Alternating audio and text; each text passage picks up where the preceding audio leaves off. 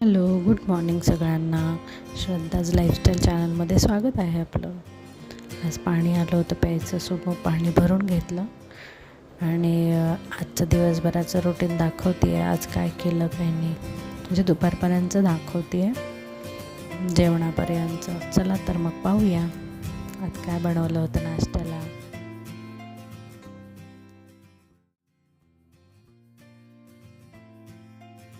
चला तर मग आज बघूया काय काय आहे अपडेट. तुळस तर येतच नाही आहे, मी मंजिरी टाकलेल्या आहेत मातीत. बघूया आता रोपं येत आहेत का.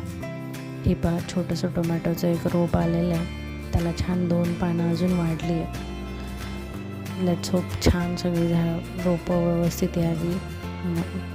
मिरचीची पण छान आली आहेत रोपं. ते कधी लावायची, बहुतेक अजून थोडीशी मोठी झाली की लावता येईल. हे छोटे छोटे तुम्हाला गवतासारखं दिसतंय का, हे ह्याचेच बी मी टाकले होते त्याच्यामध्ये, ते आलेले आहेत आता अंकुरित होऊन. बघूया आता किती लिलीची रोपं अजून येत आहेत. चला तर मग पाहूया. आज बरेच कपडे धुवून झाले होते, बरेच होते, ते धुवून सकाळीच वाळत टाकले, कारण पावसामुळे कपडे वाळत नाही. तिकडे ऊन पडत नाही, या साईडला दिवसभर ऊन नसतं, या बाजूला बाल्कनीमध्ये बरेच कपडे होते. चला तर मग आता नाश्त्याचे बघूया काय काय करायची तयारी. आज आधी पाणी उकळून ठेवते प्यायला, कारण उकळलेलं पाणी पितो आहे आम्ही पावसाळ्यामध्ये. आणि थोडं गरम पाणी पिल्याने घशालासुद्धा छान बरं वाटतं, आणि गरम पाणी पिणं सगळ्यात चांगलं नेहमी. त्यामुळे मग गरम पाणी करते आणि नाश्त्याची तोपर्यंत तयारी करून घेते. चला तर मग पाहूया. आज नाश्त्याला मी उपमा करते आहे, मला खूप आवडतो तो. पण आधी रवा भाजून घेते मी. आज ना रवा, शेंगदाणे, खोबरं हे असं भाजून घेतलं, कारण बरेच दिवस मला ते टिकवायचं आहे. कारण भरपूर क्वांटिटीमध्ये जर आपण आणतो आहे तर मग ते थोडंसं भाजून घेतलं, थोडंसं गरम करून थंड करून घेतलं ना की मग त्याला आळी वगैरे काही लागत नाही आणि ते खराब नाही होत.